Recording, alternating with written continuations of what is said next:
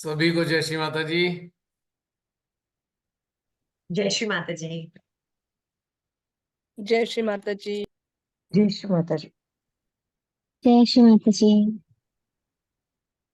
कैसे हैं आप सभी?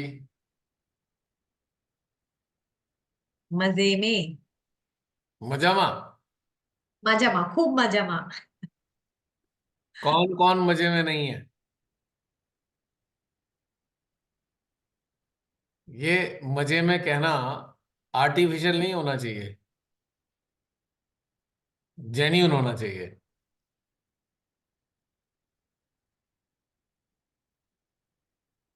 कौन कौन नहीं है मजे में? देखो, बोल दो, सामूहिकता में बहुत अच्छा होता है। जो भी लगा मुझे नहीं है। चाहिए, फिर मौका नहीं मिलेगा। भैया ओके ओके सा रहता है पर ऐसे मजे में नहीं है। ओके ओके से रहता है? हाउ डू यू से कि ओके ओके सा रहता है? On what basis you are saying like this? बोलो बोलो। मीन्स मतलब एक होता ना कि मतलब मुझे ऐसा लगता है कि जब हाय मैं कैसे बोलूं। जैसे जैसे जब तो लाइफ ऐसे चल रही, जब लाइफ जैसे चल रही है और हम उसको वॉच करते हुए ऐसे ही चल रहे होते हैं और उसी को ही मतलब विटनेस कर रहे होते हैं, तो ओके ओके सा लगता है। मतलब वो लाइफ भी है उस वक्त स्मूथ चल रही है। जब ऐसा होता है कि हाँ कुछ सीखने को मिल रहा है और कुछ नई चीज रियलाइज हुई तो मजा आती है। मतलब जब कुछ एक्नॉलेज करते हैं और कुछ ऐसा, तो उसमें मजा आती है। और जो सिर्फ वॉच कर रहे होते हैं और जी रहे होते हैं ना, उसमें ओके ओके सा लगता है। यानी कि आपकी मेमोरी बैंक्स में कोई ऐसा बेसिस है जिसके आधार पे ये आप स्टेटमेंट देते हो ओके ओके चल रहा है? कोई कोई बेसिस बना लिया है आपने, कोई पैरामीटर आपने बना चुके हो, ऐसा कोई पैरामीटर आप बना अच्छा। चुके हो। कहाँ से आ रही है आवाज ये? हाँ। कौन? I don't know। तो एक पैरामीटर होता है ना, उस पे हम कहेंगे हाँ बहुत अच्छा चल रहा है, यानी कि पहले अच्छा नहीं चल रहा था, अब बहुत अच्छा चल रहा है। कैसे चल रहा है? नहीं बस ठीक चल रहा है, यानी कि कोई आपने एक चीज बना रखी थी, उसके मुताबिक जो चल रहा है वो बस ठीक ठीक है, बहुत मजा नहीं आ रहा। This is the point. आखिर बनाई किसने ये चीज जिसके आधार पे हम ये मन। स्टेटमेंट देते हैं? हमारा मन। क्यों? ये मुन्ना ही है। भैया फिर भैया फिर डिफर कैसे करेंगे जब जैसे जैसे मैंने कहा ना कि जैसे कुछ नई चीज सीखी या फिर एक्नॉलेज की या फिर एक चिंतन मनन में एक नई चीजें समझ में आई उस तरह से, तो मजा आती है। मतलब वो एक अलग जो मतलब वो एक जॉय वो क्रिएट प्लस करता वाला जॉय, हाँ वो प्लस वाला जॉय क्रिएट करता है। और जब नॉर्मल सा चल रहा होता है तो वो नॉर्मल सा लगता है, तो इसलिए उसको ऐसे ओके ओके सा नाम दिया है, ऐसे बोलो तो। उसी को तो मैं बोल रहा हूँ कि हमने एक लाइन खींच रखी है कि भाई कुछ नई नई अच्छा ये भी चीज, लाइन है। और क्या, ओके नई नई ओके। चीज आनी चाहिए हम। अच्छा ठीक है। तो लाइन अच्छा ये अच्छा। ना, ओके ओके। मान लीजिए हम्म। मान लीजिए 2-3 हफ्ते ऐसी चीज आई, नई सी चीज आ गई, आपको मजा आया। अब तीसरे चौथे हफ्ते ऐसी कोई चीज नहीं आई, आपको कि नहीं भाई ओके ओके सा है, यानी कि you are expecting something new every week, और वो नहीं आ रहा। हम कहेंगे नहीं बस वो ठीक है। तो यहाँ पे एक टर्निंग पॉइंट होना चाहिए। आखिर हम मान के ही क्यों चल रहे हैं कि वैसा ही होगा? हर बार एक नई चीज आएगी ऐसा क्यों मान के चल रहे हैं? और या कोई नई चीज आ तो रही है पर हमारे पैरामीटर पे वो फिक्स नहीं हो रही, फिट नहीं हो रही, तो हम कहेंगे ठीक है भाई, बस ठीक ही चल रहा है। ऐसे वाली भाषा का हम इस्तेमाल कर देते हैं। यानी कि इस भाषा हम्म। में एक चीज छुपी हुई है कि कोई आधार हमने बनाया हुआ था, उस आधार पे घटनाक्रम ने अपना स्थान नहीं लिया। समझ में आई बात? आसान है ना समझना? हम्म, हाँ। तो कहीं ना कहीं हम उस चीज से भी अटैच हो गए, जो हर हफ्ते हम मान के चल रहे थे हर हफ्ते एक नई चीज आएगी, ये अटैच हो गए इस चीज से, इस डिजायर से अटैच हो गए हम। और वो डिजायर आपको सबकॉन्शियसली आपको हिट कर रही है। आप उदास उदास से, दुखी दुखी से, कुछ मजा सा तो नहीं आ रहा। होता है ना और मजा। अगर जैसे ये हो गया, और एक होता है ना, हम सप्रेशन में जी रहे हैं या हमारी लाइफ में जो हम चाह रहे हैं वैसा नहीं हम कर पा रहे, इन द सेंस ह्यूमिलिएशन है वर्क वाइज, कुछ भी मतलब हाँ जो जेन्युइन प्रॉब्लम है, तो भी तो यही वाली फीलिंग आएगी ना, हाँ। ऐसी आएगी। अब सप्रेशन है, सप्रेशन में एक जेन्युइनिटी क्या है कि भाई सप्रेशन में हमारी सोल रहना नहीं चाहती। हम्म। सोल का टेम्परामेंट है फ्रीडम, ठीक है। और फ्रीडम आपको मिल नहीं रही तो आपको सप्रेशन फील हो रहा है। सप्रेशन में आपका अंदर से हृदय जो है घुटन महसूस कर रहा है। दैट इज जेन्यून, जेन्यून है वो, क्योंकि फ्रीडम सोल का टेम्परामेंट है। और सोल का मैनिफेस्टेशन हार्ट में ही होगा। अब कोई दिमाग में तो सोल का मैनिफेस्टेशन नहीं होगा, हार्ट में होगा। घुटन आ रही है, सोल को समझ नहीं आ रही बात, अच्छा नहीं लग रहा। ऊर्जा स्फूर्ति महसूस हो रही है, सोल को अच्छा लग रहा है। उत्साहित हो गए, ऐसी कोई खास बात भी नहीं हुई फिर भी उत्साहित हो गए, तो सोल को अच्छा लग रहा है। तो ये इतना आसानी से आप समझ सकते हो हमारी सोल को पसंद आ रहा है नहीं पसंद आ रहा है। क्योंकि सोल जब यस। प्रसन्न होती है, इसका कोई विशेष कारण नहीं होता। लेकिन जब मन प्रसन्न होता है, उसके तो कारण बहुत सारे होते हैं। आउटवर्ड एक कुछ घटनाक्रम घटित हुआ जिसकी वजह से हम खुश हो जाते हैं। हाँ, तो खुश हो सकते हैं, दुखी हो सकते हैं, लेकिन हम आनंदित नहीं हो सकते मन के द्वारा। हाँ, मन वो आपको, लास्ट। मन जो है आपको खुश कर सकता है, क्योंकि खुश इसलिए कर दिया, कोई चीज की एक्सपेक्टेशन थी आपके अंदर, वो पूरी हो गई, आप खुश हो गए। आनंदित नहीं कर सकता मन आपको, क्योंकि आनंद स्थायी होता है ऑलमोस्ट, और खुशियां बहुत ही अस्थाई होती हैं। कभी भी एक सेकंड में काफूर हो जाती है खुशी, एक सेकंड में। अभी आप बहुत खुश हो, बहुत खुश हो, बहुत खुश हो, किसी आपके अपने नजदीकी ने एक सेंटेंस बोल दिया, फुस, हवा निकल गई पूरे गुब्बारे की, खुशी की गुब्बारा एकदम पंचर हो गया। क्यों उदास हो जाओगे? क्या हुआ भाई? अरे उसने कह दिया तो क्या हुआ? नहीं नहीं नहीं नहीं, वो नहीं कहना चाहिए था उसे। क्योंकि आपने उसे, आप ये मान के चल रहे थे जो वो है, भैया वो तो हमारे को ऐसा नहीं कह सकता, पर कह दिया उसने, निकल गया, पंचर हो गया गुब्बारा खुशी का। उपलब्धि भी वो हुई जो बरसों से इंतजार था, लेकिन वो उपलब्धि बरसों के बाद होने के बाद भी एक पिन लग गई उसमें, पंचर। अब मुंह लटका हुआ है। क्या हो गया? इतना सब कुछ मिल गया, बस अच्छा सा नहीं लग रहा अब। उन्होंने क्या कैसे दिया ऐसा? क्यों मान लिया कि कोई कैसा नहीं कह सकता? कुछ भी कह सकता कोई भी, उसकी अपनी समझ है, अपनी सोच है, उसकी अपनी चेतना है। पर हम मुंह लटका के बैठे हुए हैं, उसने ऐसा कह दिया था, उसने हमें ऐसा कह दिया। अब अहंकार आ रहा है, हम हमको कह दिया। अब अहंकार से तिल मिला रहा है हमारा पूरा सिस्टम। देख लेंगे अब की बार हम ऐसा कर देंगे, ऐसा कैसे कह दिया। और और ये तिलमिलाहट आपको घर घर में नजर आएगी। और रिश्ता क्या होगा? पत्नी बनाम पति, ये रिश्ता होगा। एक मिनट में तिलमिलाहट, एक मिनट में शीत युद्ध चल रहा है, ये 6 महीने से शीत युद्ध चल रहा है। पत्नी कोशिश कर रही है कि पति को गलत साबित कैसे कर दे, और पति लगा पड़ा है पत्नी को गलत साबित करने में। साइलेंट है, अगर ओपन इसलिए नहीं है, बहुत सारी चीजें दोनों की गड़बड़ हो जाएंगी ओपन अगर हो गए।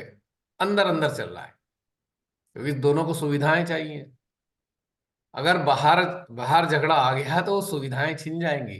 तो कोल्ड वार ठीक है, हम अंदर करते हैं, तुम भी अंदर रखो, हमें कोई दिक्कत नहीं। महीनों तक चलेगा। और कोल्ड वॉर का कारण है बड़ा हास्यपद, हमें ऐसा कैसा कह दिया। कमाल है भाई, ये कोई कारण हुआ?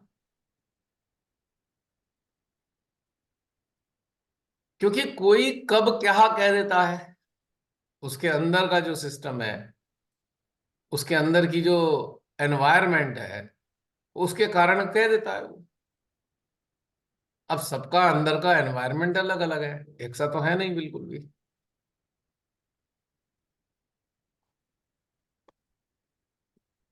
और पूरी इसी शीत युद्ध में पूरा पूरा जीवन चला जाता है। हमारे दादा दादी, हमें याद आता है, छोटे थे हम लोग, वो पूरे दिन लड़ते थे, होल डे हम लोग हंसते थे।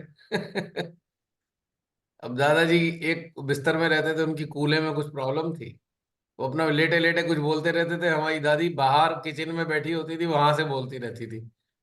कोई डिस्टेंस रहता होगा 25-30 फीट का, पर चल रहा है लगातार नॉन स्टॉप। और ऐसा नहीं है उस शीत युद्ध में एक दूसरे की सुविधाएं खत्म कर दें। भैया दादाजी को खाना टाइम पे चाहिए तो दादी बना रही है, ऐसा नहीं है कि उसे कोई नाराजगी हो गई है। पर वो शीत युद्ध चल रहा है बातों का।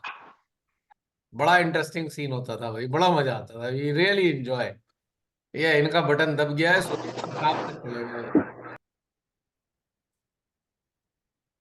अच्छा, इतने बीच में मेहमान भी आ जाते थे, वो दादाजी के पास चले गए, सब कुछ सही है, 2 घंटा 2 घंटा मेहमान रहे, वो गए फिर शुरू हो गया। मतलब कितना इंटरेस्टिंग चीज थी, देखने वाली बात ये है। तो मैं समझता हूँ बहुत से घरों में आज भी ऐसी स्थितियां हैं। और ऐसे घरों के बच्चे, ओ हो, उनका तो हाल ही मत पूछो। उन्हें समझ नहीं आता हम किसका पक्ष लें, किसके पास बैठे। अब गलती से बच्चे का मन कर रहा है पापा के पास बैठ जाऊं, पर वो जाने से हिचकिचा रहा है। अरे पापा के पास गया तो मम्मी के लिए कुछ कह देंगे, अब जवाब देना भारी पड़ जाएगा। अब मम्मी के पास गया तो मम्मी तो ये एक्सपेक्ट करे बैठी है पहले से ही कि पापा ने गलत किया है, उसको बच्चा कहे कि पापा गलत कर रहे हैं। तो बच्चा बेचारा ये वहां भी नहीं जाता, दिल दोनों से मिलने का कर रहा है, बात करने का कर रहा है, पर डर के मारे दोनों से बात नहीं कर रहा बच्चा, कि भाई उसके ऊपर तो आरोप लग जाएगा, तू पापा का पक्ष ले रहा होगा कि तू मम्मी का पक्ष ले रहा है ना। कितना सुंदर सीन। और है किस कारण से? जो हमारे अंदर है वैसा दूसरा वाला समझ क्यों नहीं रहा। यही कारण है बस सारे सीन का। तो मैं कई बार लोगों से कहता हूँ भाई, क्यों समझाना चाहते हो वैसी चीज जैसे आपके अंदर हो रही है, दूसरे के अंदर एग्जैक्टली वैसे ही आए, क्यों चाहते हो ऐसा आए? What what is the reason? नहीं, लेकिन वो है कहानी, पता नहीं कहाँ से आया हुआ है डीएनए में ये चीज। भाई जैसा हम सोच रहे हैं वैसा ही सोचना चाहिए दूसरे को भी। कहाँ से आया डीएनए में, समझ नहीं आई मेरे को ये बात। और वैसे तो मुझे समझ में आती है, पर एक आपके लिए क्वेश्चन छोड़ता हूं ना मैं, भाई कहाँ से आ रहा है बताना जरा। अच्छा चलो कोई बताओ, ये कहाँ से आता है डीएनए में? कि जैसा हम सोच रहे हैं, पति सोच रहा है, पत्नी भी वैसे ही सोचे, या जैसे पत्नी सोच रही है पति भी वैसा सोचे। मैं खाली पति पत्नी का एक नाम उदाहरण के लिए ले रहा हूँ, रिश्ते तो बाकी सब रिश्तों में भी यही स्थिति है। ऐसा कोई नहीं है कि रिश्ता, क्योंकि ये बहुत इंपॉर्टेंट रिलेशन है, इसलिए इस इंपॉर्टेंट रिलेशन को मैंने सरफेस पे रखा है। क्यों, चलो प्राची तुम ही बताओ ऐसा क्यों होता है। तुम ही इस रहस्य पे से पर्दा उठा दो। भैया ऐसे मतलब मैं एक्सपेक्ट नहीं करती कि वो मेरे जैसे सोचे, क्योंकि मुझे ऐसा लगता है ना कि हम दोनों में काफी डिफरेंसेस हैं, और उनके अंदर वो चीजें अच्छी अच्छी वाली हैं जो मेरे अंदर डेवलप नहीं हुई है। तो मुझे ऐसा लगता है कि वो उसको मतलब वो लाइफ में वो बराबरी करते हैं, मतलब एक मिसिंग पॉइंट को, मतलब मैं देख पाती हूँ कि जैसे कि कोई बड़ी भी चीज हो जाए, विचलित नहीं होते, आराम से काम रहता है, तो मेरे को लगता है कि हाँ ये टेंडेंसी मेरे में नहीं है। तो मैं कुछ कुछ चीजें उनके नेचर से वॉच कर पाती हूँ कि मेरे अंदर नहीं है। और झगड़ा झगड़ा वाला ऐसा कुछ जनरली होता नहीं है। नहीं, और प्राची कभी तो आया होगा, जैसा मेरे अंदर आ रहा है वैसे ही कर देंगे। आया तो होगा, ऐसा नहीं हो सकता, अच्छा ऐसा नहीं हो सकता, कभी तो आया होगा। लास्ट, अच्छा India wants to know Prachi. नहीं, जैसे छोटी छोटी वाली क्या, ये रुशिल से रिलेटेड होती है कि मेरे पढ़ाने का स्टाइल उनको पसंद नहीं आता, वो बोलते कि छोड़ दे, वो इतना छोटा बच्चा है, इतना क्या समझेगा, मतलब ऐसा, वो समझ ही नहीं रहा है, तू पढ़ा रही है, मतलब ऐसे वाला होता है थोड़ा सा। और तो मैं बोलती हूँ कि आप ही पढ़ा दो। फिर फिर क्या होता है और ऐसा, और मेरे को चीजें मैं रख के भूल जाती हूँ, और मतलब अब वो ढूंढने में एक्सपर्ट है, उनको पता होता है कि यहाँ इसको भूलना भूलना होगा तो वो भूलेगी, और वो देखते हैं, मतलब वो वही है कि वो संभालते रहते हैं, और उनके हिसाब से मैं बिगाड़ते रहती हूँ। मतलब ऐसा है, छोटा छोटा पैकिंग वाला होता है कि जैसे नॉर्मल घरों में होता है कि जैसे लेडी मतलब वाइफ पैकिंग करती है सॉर्ट ऑफ, मेरे घर में ऐसा होता है, मैं कितना ही पैकिंग करूं, लेकिन वो फिर से उसको एकदम सिस्टमेटिक कर देते हैं, फिर मेरे को लगता है कि मैं कर रही क्यों, जब उनको पूरी जगह चेंज करनी है, तो फिर वैसा वाला छोटा छोटा होता है, तो फिर मैं छोड़ देती हूँ, आप ही करो ऐसा वाला। तो लेकिन वो अच्छे से करते हैं, मतलब वो फार बेटर करते हैं मुझसे, तो फिर हाँ, जो जो मैं वो अच्छी चीजें करते हैं ना, तो फिर ठीक है करो ऐसा। और अगर मतलब लेकिन मैं उनके हिसाब से नहीं कर पाती, तो वो एक थोड़ा आता है, तो मैं छोड़ देती हूँ, फिर आप भी शांत रहो, मैं भी, मेरे को तो आराम से है। अच्छा, आप करोगी तो ऐसा, तुमने कभी एक चीज गौर की, वो ऐसा करते क्यों है? वाई?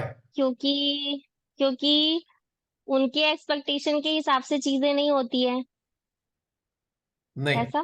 ना ना ना ना ना, अभी तुमने कोर कोर रीजन नहीं समझा। मैं अच्छा। समझता हूँ तुम्हारे हस्बैंड बहुत केयरफुल हैं आप लोगों को लेकर। अगर कहीं जाते हो आप तो सारी पैकिंग आपकी इसलिए कर देते हैं, बहुत सी इंपॉर्टेंट चीजें हैं आप भूल गए, और वहां पे आने वाले समय हम्म। जरूरत पड़ेगी, इसलिए वो उस चीज को कर देते हैं कि कहीं आप लोग असुविधा ना महसूस करें। उसका रीजन तुम्हारे को लेट डाउन करना नहीं होता है, बल्कि उसके हम्म। पीछे उनका एक कंपैशन है, एक लव है, जहां तक मैं समझ पा रहा हूँ कि भाई हम्म। प्राची को ना दिक्कत ना हो। बच्चे भी हैं, बच्चों को भी देखती है हम्म। ना? तो जो सामान है कहीं मिस ना हो जाए, बाद में अचानक जरूरत पड़ी, पता लगा घर में भूल आए हम। और कई बार हम out hmm. Out of station जाते हैं तो वास्तव में बहुत सारी चीजें छूट जाती हैं, अगर तो बड़ी दिक्कत भी होती है, इसमें कोई शक नहीं है। अब कोई कहेगा क्या है, बाजार से ले लेंगे। अब रात को 1:30 बजे जरूरत पड़ गई तो बाजार कहाँ से जाएंगे? कई बार ऐसा होता है कि बच्चा है, कोई बच्चे को दिक्कत आ गई कोई चीज की, तो उसे इमरजेंसी इमीडिएटली कोई चीज चाहिए। तो मैं समझता हूँ हस्बैंड की अंदर कहीं ना कहीं ये वाली फीलिंग होती है। I understand, if I understand. वरना उन्हें क्या पड़ी फिर, परेशान होते रहो। अगर अगर तुम्हें ऐसा लगता है तो वो कहीं ना कहीं वो उसके पीछे केयर है, केयर। हम्म। मैं समझ पाता हूँ। तुमको क्या लगता है? मुझे तो नहीं पता, हम्म। मैंने तो ऐसे ही तुक्का मार दिया। नहीं, केयरिंग तो केयरिंग है। है, इसलिए उनको ना, जैसे अगर मैं बोलूँ ना कि मैं रुशील को लेके अगर कहीं बाहर जाऊं, तो उनको मेरे पर ट्रस्ट नहीं है कि मैं मैं चीजों को प्रॉपर रख पाऊंगी कि नहीं, मैं संभाल पाऊंगी कि नहीं, मतलब मैं भूल जाती हूँ कुछ कुछ चीजें, तो इसलिए ना बोले मेरे को तेरे पर ट्रस्ट नहीं है कि मैं तेरे को ऐसे भेजूं, लेकिन बिना रुशील के मुझे भेज सकते हैं, मतलब ऐसे ही घूमने उमने के लिए, हम्म। लेकिन रुशील के साथ नहीं भेजेंगे मुझे, क्योंकि वो ट्रस्ट इशू है, और जेन्युइन भी जेन्युइन भी है।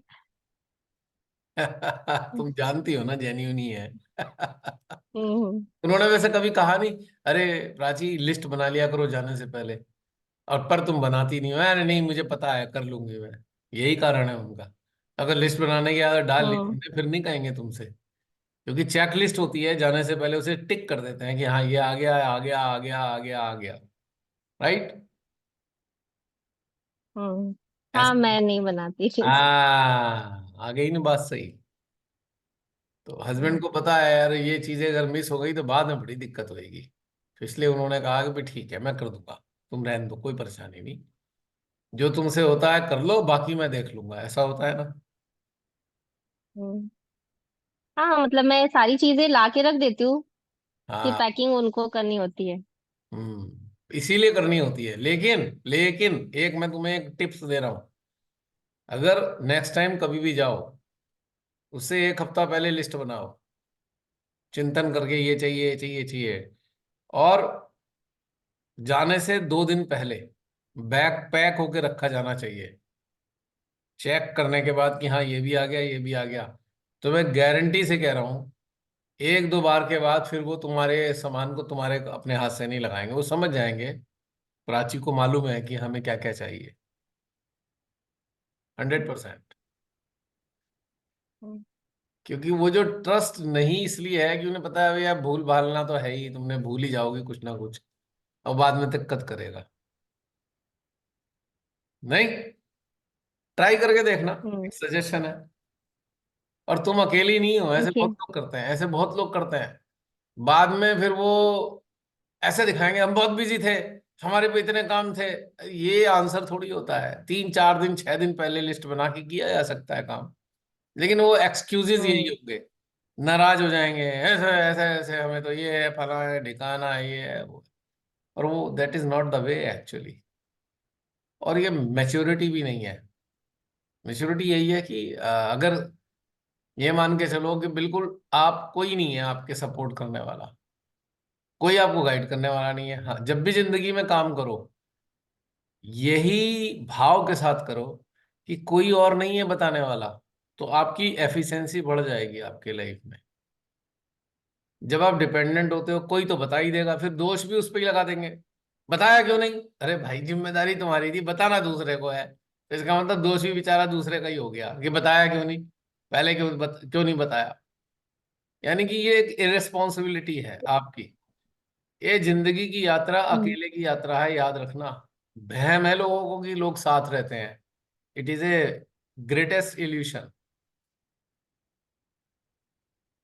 यात्रा आध्यात्मिक हो या संसार की हो, 1000% अकेले की यात्रा है ये।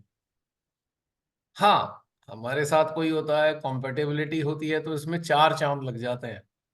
पर यात्रा अकेले की है। और जिस मनुष्य ने ये रहस्य समझ लिया, उसकी पीस कभी खराब नहीं होगी, वो कभी डिस्टर्ब नहीं होता। क्योंकि जब हम ये मान के चलते हैं कोई दूसरा है, तो आप डिपेंडेंट हो गए, आपकी एक्सपेक्टेंसी ज्यादा बढ़ गई दूसरे पे, और उसके बाद आप डिस्टर्ब हो गए कि वो नहीं हुआ, तो नाराजगी भी है फिर।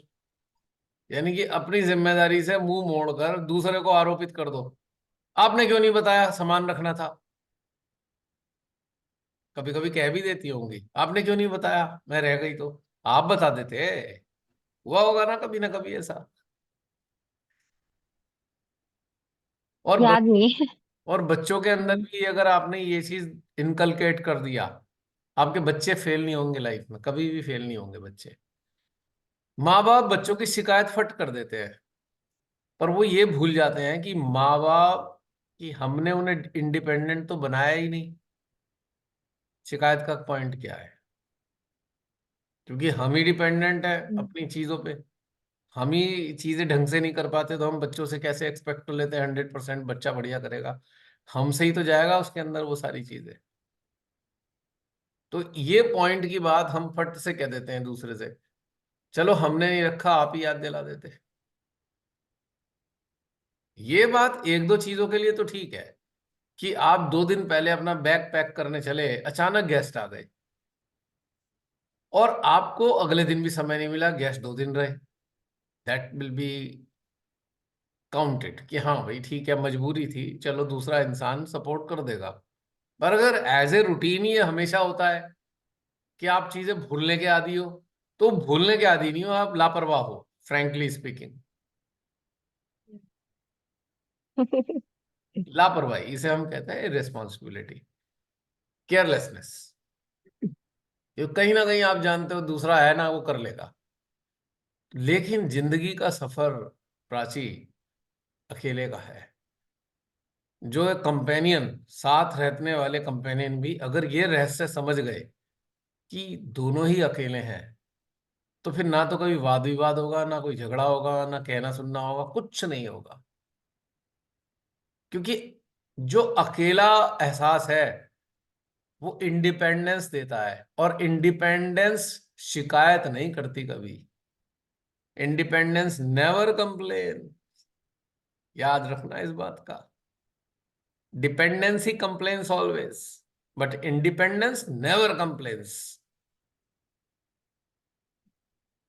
और ये दो साथ रहने वालों के लिए तो अमृत बराबर है, कि दोनों ही अगर इंडिपेंडेंट हैं तो आप देखेंगे ना, आपके बीच में कहना सुनना होगा, ना झगड़ा होगा, ना कोई वाद विवाद होगा, बिना कहे एक दूसरे की बातें समझ में आ रही होंगी।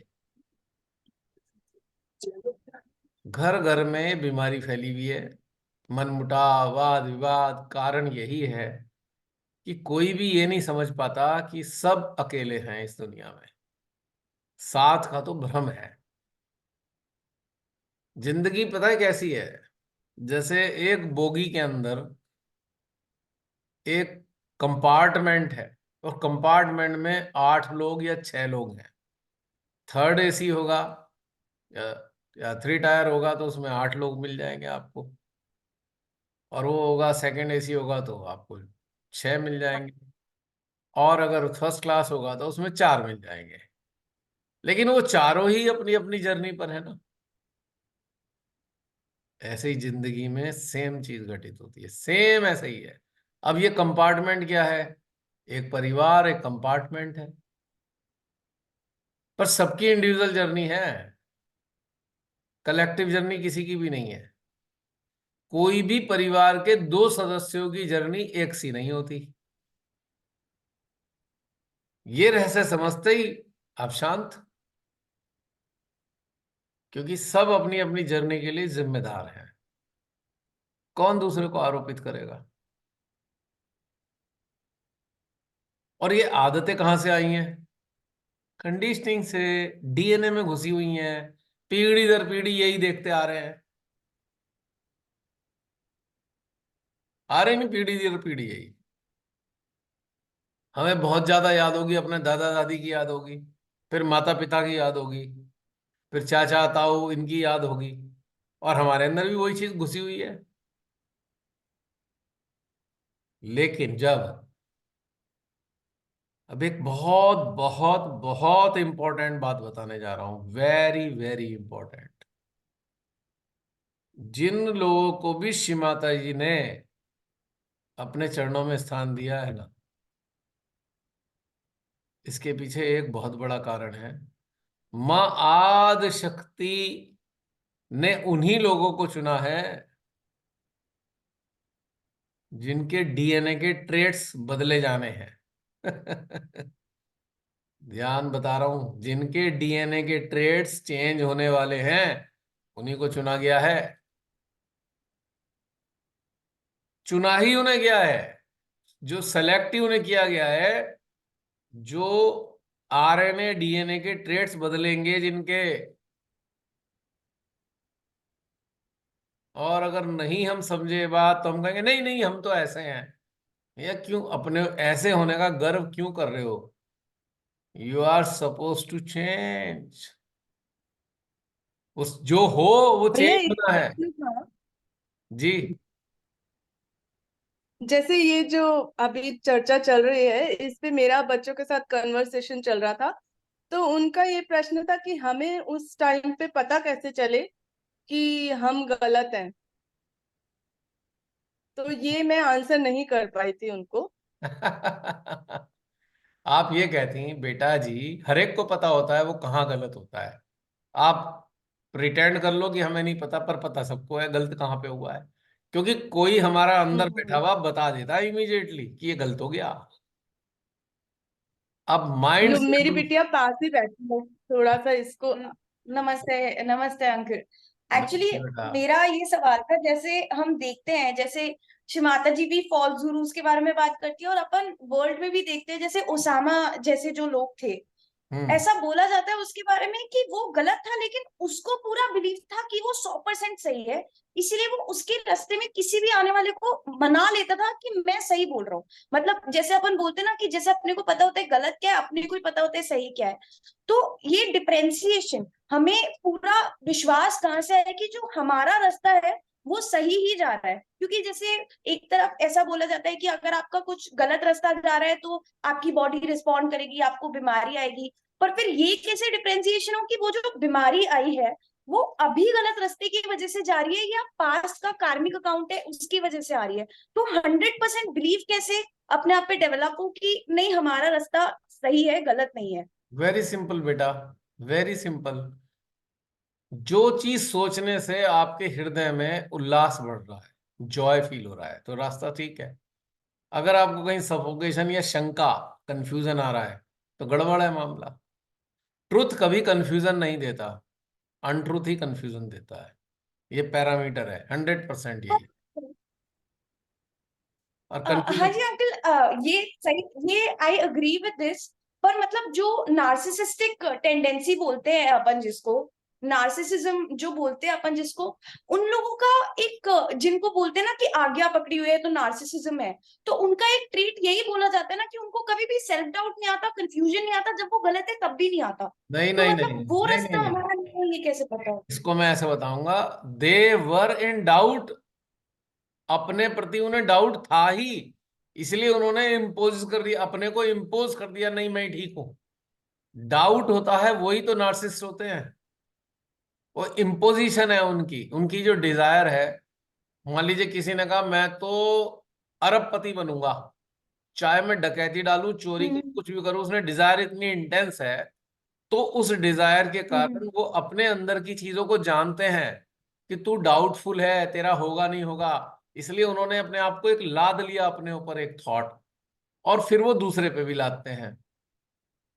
अच्छा, मतलब अगर गलत रास्ता पकड़ना पड़े अपने आप को सही प्रूव करने के लिए, तो मान लो कि तुम शायद गलत ही जा रहे हो, अगर कोई एक भी एलिमेंट गलत लगने लगे तो 100% गलत चाहे हो वो जाता है वो, हाँ। मतलब मीन्स सही हो लेकिन एंड, मतलब एंड सही हो लेकिन मीन्स गलत हो, तो शायद एंड भी गलत है। जितने भी नार्सिसिस्ट टाइप के हैं वो सबसे ज्यादा डरपोक क्यों होते हैं कि कुछ चला ना जाए, उनका छूट ना जाए। They are fearful inside, hmm they are inferior hmm inside. वो उसको टॉलरेट नहीं हम्म कर पा रहे हैं। आज जो तुम स्टेटस पे हो, वो निकल गया तो क्या होगा, तो अब वो डोमिनेट करेंगे सबको, कि सारी दुनिया हमारे हिसाब से चलनी चाहिए। सबको डोमिनेट करते हैं हम्म क्योंकि उन्हें फियर है, जो तुम्हारे पास है चला जाएगा, कोई तुम्हारी बात सुनेगा नहीं। आज तुम्हारे राजसी ठाट बाट है, फियर कल तो नहीं हम में भी रहेंगे। आ जाता है, फियर तो हम लोगों में भी आ जाता है ना, मतलब नार्सिसिस्ट नहीं हो के भी फियर तो आ जाता है ना। अब आपने अपने आप ही जवाब दे दिया ना। जब रूट गलत होता है तो फियर आता है, रूट सही है तो कोई फियर नहीं। अच्छा। Truth never gives you fear, सही। सबसे पहली पहचान। when we hmm head towards untruth, whether we know it or we do not know it, we feel fear, we feel confusion, we feel doubt। ये जितने भी starting से तो नहीं हो जाता ना लेकिन, है बेटा, आप मतलब जैसे अब आगे जाके, जैसे अब जब एक सर्टेन सेंस डेवलप हो जाती है तब तो एकदम ट्रूथ से कभी फियर नहीं आता। लेकिन जब हम कोई नए रास्ते पे चलते हैं तो, और जब हमें ये समझ नहीं होती कि फियर एग्जैक्टली क्या है, तो ट्रूथ भी फियर दे देता है ना। No no no, truth fear नहीं देता। फियर वहां से आता है कि ट्रुथ के कारण हम ये चीज अचीव ना कर पाए। कहीं ऐसा ना हो कि ट्रुथ तो हम जानते हैं कहीं ना कहीं, कहीं ट्रुथ है, उससे डर इसलिए लग रहा है कि जो हम पाना चाहते हैं वो पा ना पाए कहीं, इसलिए आता है डर। हम्म ट्रुथ नहीं दे रहा है। तो डिफरेंशिएशन कैसे करेंगे हम, स्टार्टिंग अर्ली स्टेज में कैसे डिफरेंशिएशन करेंगे? मैंने अभी तो बताया, जिससे जॉय फील हो वो ट्रुथ नहीं, वही ट्रुथ है और वही सही है रास्ता। अब आप ये बहुत आसानी से, आप A option, B option, C option, D option, 4 option लेके चलिए। हर ऑप्शन पे फोकस करके देखिए कि जॉय कहाँ से फील करता हूं मैं, करती हूं मैं, पता आंसर आ जाएगा। Joy, thank you.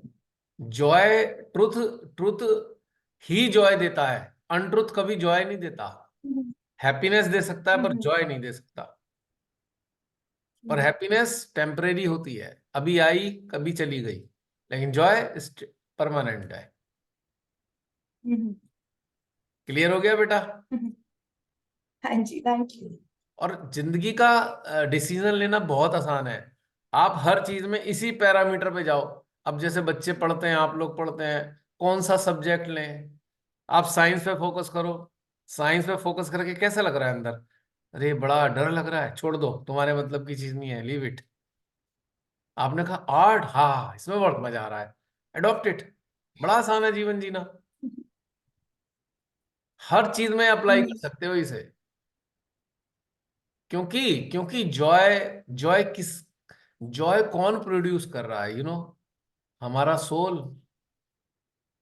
सोल को क्या चीज पसंद है? ट्रुथ। जो लोग दुखी होते हैं वो कौन लोग होते हैं? जो सोल के अगेंस्ट चले गए वो दुखी हैं। और वो कर क्यों रहे हैं ऐसा काम? क्योंकि उनकी कंडीशनिंग है, कंडीशनिंग है, कोई थॉट है, कोई डिजायर है। लेकिन सोल के अगेंस्ट जाएंगे, जॉय खत्म हो जाएगा। सोल के सहयोग में चलेंगे, जॉय बढ़ता चला जाएगा। क्योंकि सोल ही यहाँ पर जर्नी पर है, कोई और जर्नी पर नहीं है सोल के अलावा।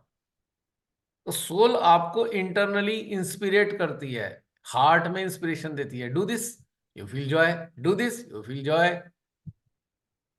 और जैसे ही माइंड डोमिनेट करने लगेगा, माइंड सोल को सप्रेस करता है, सोल को सफोकेशन होने लगती है। फिर आपको दुख महसूस होता है, आपको डर लगने लगता है, आपको कंफ्यूजन आता है, आपको डाउट आता है। What is the doubt? The outcome of quarrel or fight between truth or untruth creates doubt, confusion, fear। इन दो चीजों के बीच में झगड़ा हुआ, और आउटपुट क्या है इसका? कंफ्यूजन, डर, ये सारी चीजें। Soul always go for truth and mind is a myth. So you can easily understand what will happen. So you just decide कि आपको किसके डोमिनेंस में चलना है, माइंड के या किसके गाइडलाइन में चलना है, हार्ट के। हार्ट मीन्स सोल, और माइंड का पता ही आपको है, माइंड मीन्स डेविल, डीमंस। वही सारी चीजें पैदा करते हैं। अब ट्रुथ पे चलने से डर किसको लगता है? आपको डर नहीं लगता, जो डेविल बैठा है, जो आज्ञा में डेमन आ गया है टेम्परेरी तौर से, उसे डर लग रहा है, इसलिए आपको रेजिस्ट कर रहा है वो ट्रुथ पे चलने में। दे आर स्केयर्ड कि उनका साम्राज्य बंद हो जाएगा, उनके ताला लग जाएगा उनकी दुकानदारी पे, डेविल्स की। तो उन्हें डर लगता है, वो डर आपके उसमें आता है, अंदर फील होता है आपको, माइंड के अंदर। आप उसकी गाइडलाइन में चलेंगे, डर तो कोई सकता ही नहीं पूरी। हाँ बेटा जी, समझ में आ गया? Are you there? भैया। हाँ शिल्पा बहन, बच्चे को समझ में आ गया? हाँ जी, हाँ जी। अरे इतनी देखो, लाइफ इतनी सिंपल है। भगवान ने इतना आसान जिंदगी जी है, पर मनुष्य उसको बहुत कॉम्प्लिकेटेड बना देता है। हर चीज में कॉम्प्लिकेसी, हर चीज में कॉम्प्लिकेसी, हर जगह किचपिच किचपिच किचपिच। जब देखो, मान लीजिए प्राची है, प्राची को अगर ये विश्वास है कि मैं प्राची को सही बात बोल रहा हूं, ठीक है, तो ठीक है। अगर फेथ है तो प्राची को जो बताया जाएगा वो कहेगी हाँ भैया ठीक है। अगर उसको समझ में नहीं भी आ रहा है, तो कहीं ना कहीं है कि चीजें सही बताई होंगी, क्योंकि कहीं ना कहीं फेथ का कारण होता है। फेथ आ गया, डेवलप हो गया। लेकिन कई लोग ऐसे होते हैं कि फेथ डेवलप ही नहीं कर पाते, 24 घंटे परेशान है वो अपने कंफ्यूजन्स में। क्यों? क्योंकि जो अंदर मेंटल किचपिच है वो उन्हें तंग करती है, वो दूसरों को तंग करते हैं। और वो किचपिच किन के अंदर है? जिन्हें फेथ नहीं है अपने अंदर कि वो ईश्वर की संतानें हैं। फेथ ही नहीं है। अगर ईश्वर की संतान है तो ईश्वर हमें क्या भूखा छोड़ देगा? इसका भी फेथ नहीं है। फिर इसका फेथ नहीं है कि जीवन में जो घटनाक्रम हो रहा है ईश्वर की इच्छा से हो रहा है, इसका भी फेथ नहीं है। अब घटनाक्रम से ही लड़े पड़े हैं, संघर्ष किए जा रहे हैं घटनाक्रम से लगातार। हाँ, इसमें ये जो घटनाक्रम की बात कर रहा हूँ, ये इंडिविजुअल की बात कर रहा हूँ। ऐसा नहीं है कि पूरे एक मानवता के खिलाफ कोई घटनाक्रम चल रहा हो, हम कहें भाई हमें मतलब नहीं है, घटनाक्रम ईश्वर की इच्छा से हो रहा है। नहीं नहीं नहीं। जब शैतानी शक्तियां बढ़ जाएंगी तो संसार में मानवता के खिलाफ ही होगा सारा कुछ, पूरी वर्ल्ड में इविल स्पिरिट्स बढ़ी हुई हैं, इविल पावर्स बढ़ी हुई हैं। अब उसको बैलेंस कौन करेगा? जागृत, जागृत लोगों के द्वारा बैलेंस होगी वो। कोई सत्य के राही तैयार होने शुरू हो जाएंगे, उनका फाइट शुरू हो जाएगा, वो बैलेंस होना शुरू हो जाएगा। लेकिन यहाँ मैं इंडिविजुअल की बात करता हूँ, इंडिविजुअल की। अरे इंडिविजुअल लाइफ में आपके कुछ घटनाक्रम आ रहा है, क्यों झगड़ा खड़े पड़े हो उस घटनाक्रम से? स्वीकार करो, फ्री करो अपने आप को उस चीज से। हर चीज में फाइट, हर चीज में, हर घटनाक्रम में फाइट। ऐसा क्यों कर दिया, ऐसा ऐसा कैसे हो गया? इंडिविजुअल लाइफ की बात कर रहा हूं मैं। फॉरगेट इट, अपना रास्ता निकालो। जैसे हम सड़क पे जाते हैं, गाड़ी चला रहे हैं, बहुत भयंकर ट्रैफिक है, पर उसमें भी हम अपना रास्ता निकाल लेते हैं ना। झगड़ा तो नहीं करते हुए चलते हैं, रेक से गर्दन निकाल के। कभी स्कूटर वाले को गाली देंगे, कभी रिक्शा वाले को गाली देंगे, कभी किसी और को गाली देंगे, ऐसा तो नहीं करते ना। इतने भयानक ट्रैफिक कंजेशन में भी हम साइलेंटली अपनी गाड़ी धीरे धीरे निकाल के ले जाते हैं। तो ये प्रोसेस अपनी लाइफ में क्यों नहीं कर सकते? जिंदगी जिंदगी में भी बड़ा सारा ट्रैफिक फंसा हुआ है, और ट्रैफिक में कौन फंसे हैं? ढेर सारे लोग हमारे सराउंडिंग में। बस इतने सारे ट्रैफिक जैम के साथ साथ अपनी जिंदगी को निकाल के लेते चलो, बिना किसी इफेंट बट के, एक्सेप्ट करते हुए कि ये ट्रैफिक जाम ही रहेगा। अब जो दिल्ली के निवासी हैं, उन्होंने तो दसियों साल से अपने को आदत ही डाल ली, कहीं ना कहीं तो मिलना ही है जाम। वो अब बोदर नहीं करते, परेशान भी नहीं होते, हाँ खड़े रहेंगे घंटे पर, 15 मिनट भी गाड़ी खड़ी है एक जगह, आदत पड़ गई उनकी, तो भैया ट्रैफिक जाम ही रहेगा दिल्ली में तो। और जो कोई यहां से जाएगा दूर से, वो बौखला बौखला के 36 बार बोल चुका होगा, अरे यार दिल्ली बड़ी खराब है, यहाँ तो बड़ा ट्रैफिक होता है। और साथ में कोई उसका दिल्ली वाला है, वो आराम से मुस्कुरा रहा है, कह रहा है बैठ जाए यार, कोई दिक्कत नहीं है, निकल जाएगा थोड़ी देर में। तो जिंदगी में बड़ा ट्रैफिक है, चारों तरफ ट्रैफिक जाम मिलेगा आपको। अपना रास्ता निकालो शांति से, एक्सेप्ट करते हुए कि ट्रैफिक रहना ही है। घटनाओं का ट्रैफिक है, घटनाएं दुनिया भर की घटित होती रहेंगी, उसका ट्रैफिक है। बेकार की उलझन में फंसाओ मत, अपना निकाल लो रास्ता। बड़ा आसान है जीवन जीना, अगर आप ये समझ गए तो आप आसानी से जीवन निकाल लोगे। वरना हर जगह फंसे रहोगे, अभी इससे लड़ोगे, कल उससे लड़ोगे, परसों उससे लड़ोगे, लड़ते ही लड़ते लड़ते ही लड़ते जीवन चलता रहेगा। इधर लड़ोगे, घर अपसेट होके आओगे, फिर लड़ोगे, फिर घर में अपसेट होके जाओगे, फिर घर में लड़ोगे, फिर अपसेट रहोगे, तो मतलब सिलसिला अंतहीन।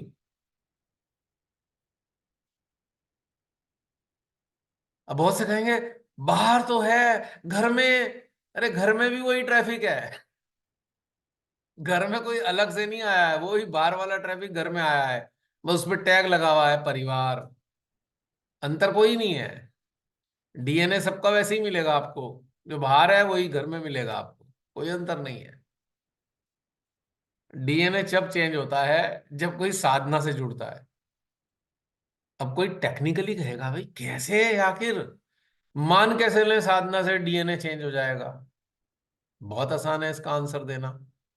देखो, आप साधना से जुड़ते हो तो फिर जुड़ते किससे हो?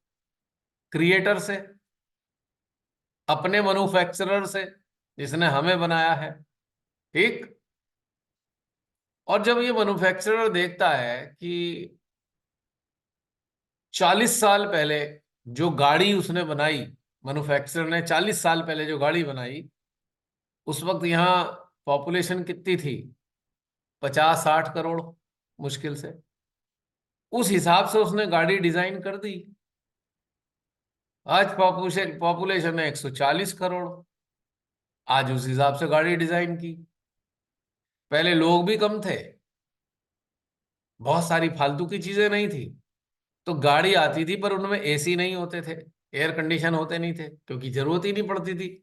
और पूरा टेम्परेचर भयंकर गर्मी में 32 से 35 डिग्री तक जाता था खाली, मुझे याद है 30 से 35 डिग्री से ज्यादा टेम्परेचर नहीं होता था भयानक गर्मी में भी। गूगल में देख लेना 40 साल पहले कितना टेम्परेचर था। तो जब इतना टेम्परेचर जा ही नहीं रहा तो एसी की जरूरत नहीं है। पॉइंट की बात समझना। पॉपुलेशन बढ़ी, बहुत सारी चीजें ऐसी बढ़ गई, कह सकते हैं कि जो आउटपुट होता है, जो एक्सक्रीशन है, ह्यूमन बॉडी का एक्सक्रीशन है, जो यूज कर रहे हैं, मशीन्स यूज कर रहे हैं, उसका एक्सक्रीशन है, हीट जनरेट हो रही है।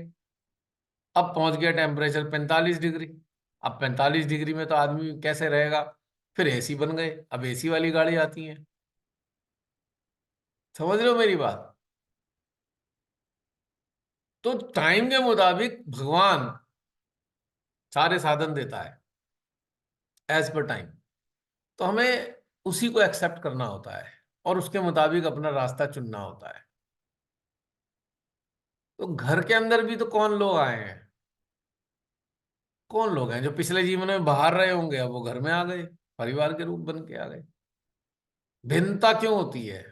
भिन्नता इसलिए है कि कुछ लोगों से पहले भिन्नता मतलब विचार नहीं मिलते होंगे। ठीक है, भगवान ने कहा, भगवान का व्यवस्था बड़ी बढ़िया है। अच्छा, इनसे बातचीत नहीं करते हो, चलो कोई बात नहीं, अगले जन्म में परिवार का सदस्य बना के भेजेंगे, अब कर लो क्या करो, कर लो क्या करो। अब क्या करोगे? अगर ईश्वर की दृष्टि से देखो तो एक माता पिता है। अब माता पिता क्या सोचते हैं? उनके 4 बच्चे हैं मान लो, तो माता पिता क्या सोचेंगे? भैया बच्चों में आपस में लड़ाई नहीं होनी चाहिए। माता पिता अगर आप लोग हैं तो आप यही तो सोचते हो, भाई 4 बच्चे हैं या 2 बच्चे या 3 बच्चे हैं, भाई बच्चे प्यार से रहें, यही तो चाहते हो। अच्छा, नहीं हो रहे थे, माता पिता भी जुगाड़ निकालते हैं, ऐसी चीजें देते हैं, आधी तो उस बच्चे के पास है और आधी उस बच्चे के पास है, दोनों मिलेंगी तभी चीज बनेगी। समझदार माँ बाप ऐसी करेंगे कि ऐसी चीजें दे दो जो दोनों के सहयोग से चलेगी। तो फिर बच्चों को भी समझ में आता, भैया उसकी तो सहायता लेनी पड़ेगी जिससे तू मुंह बना के बैठा हुआ है। तो भगवान भी फिर ऐसी जुगाड़ करते हैं। अच्छा, इस जन्म में बहुत लड़ रहे थे, चलो अब अगली बार तो तुम्हें परिवार का सदस्य बना के भेजता हूं, अब क्या करोगे?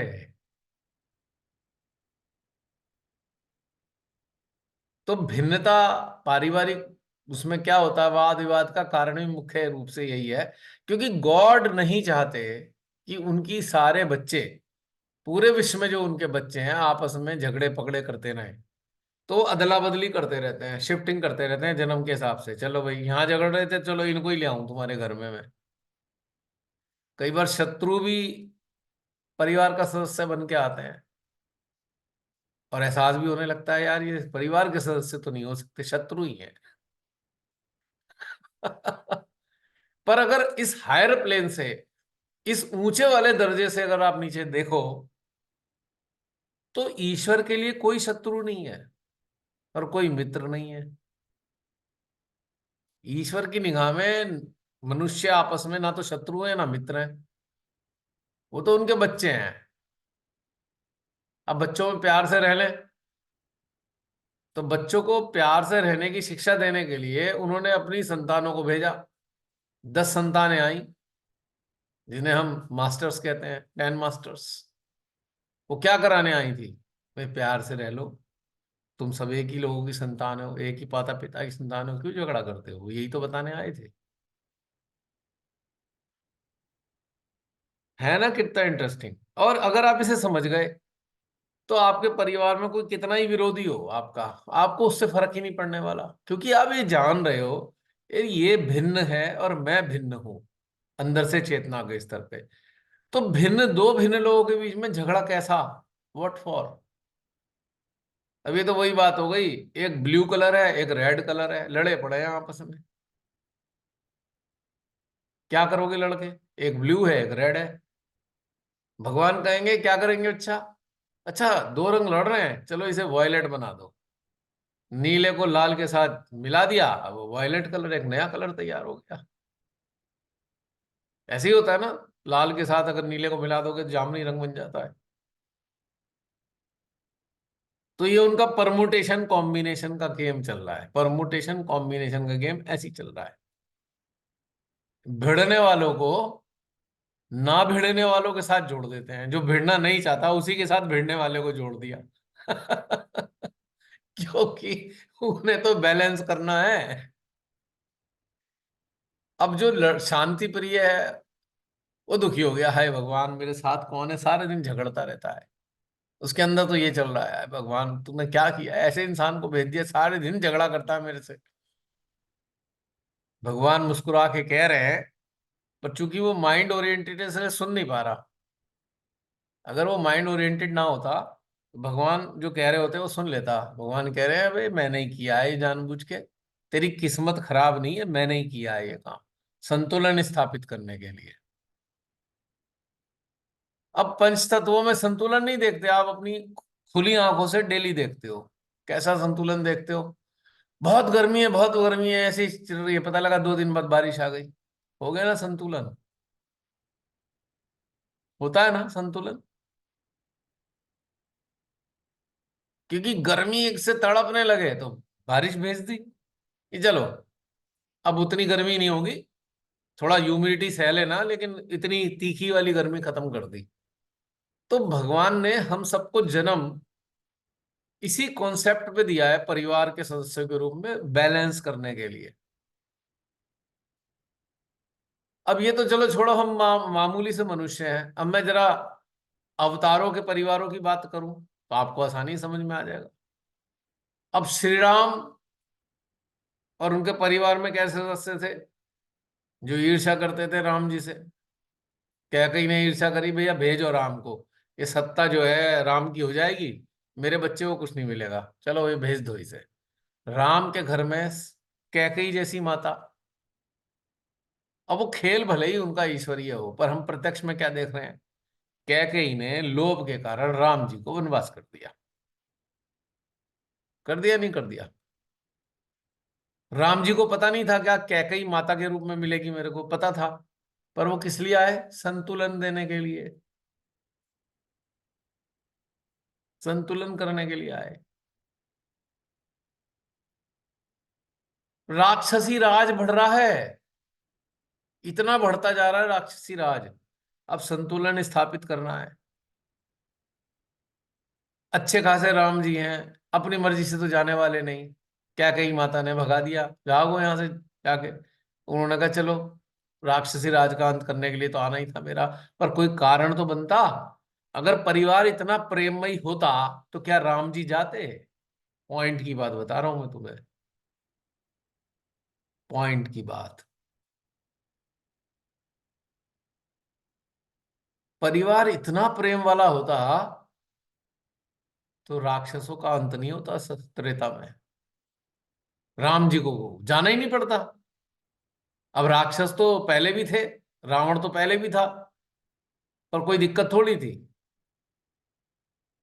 पर चूंकि जो सर्वोच्च क्रिएटर थे, उन्होंने ऐसी व्यवस्था करके भेजा कि भाई परिवार में 1-2 सदस्य ऐसे डाल दो और इसके कारण राम जी को जाना पड़ेगा, तो उधर राक्षस राज को बैलेंस करने के लिए उनका युद्ध हो जाएगा।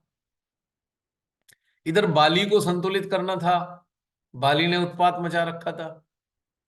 अब वो जंगल ना जाते तो बाली भी नहीं मारे जाते, बाली का उत्पात बराबर रहता, रावण का उत्पात बना रहता राक्षसों का।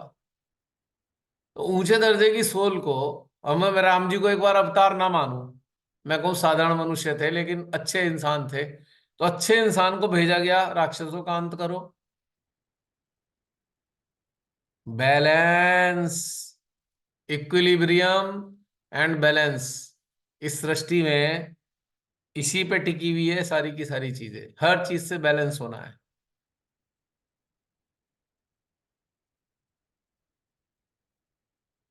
सहज योग दिया श्री माता जी ने, सुनना यूट्यूब वालों, अच्छी तरह समझ लो, यूट्यूब देखने वालों बहुत अच्छे समझना अब जो बोलने जा रहा हूं मैं। श्री माता जी का भाव था लोग जागृत होंगे, सहजयोगी के रूप में डेवलप होंगे, और इस सृष्टि में धरती पे संतुलन की स्थापना होगी।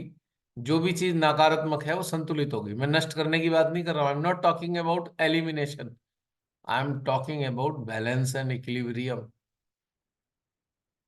तो उन्होंने कहा ये मेरे बच्चे तैयार होंगे, ये जागरूक होंगे, शक्तियां इनसे कार्य करेंगी, तो जितनी भी सृष्टि में नकारात्मकता है वो बैलेंस हो जाएंगी।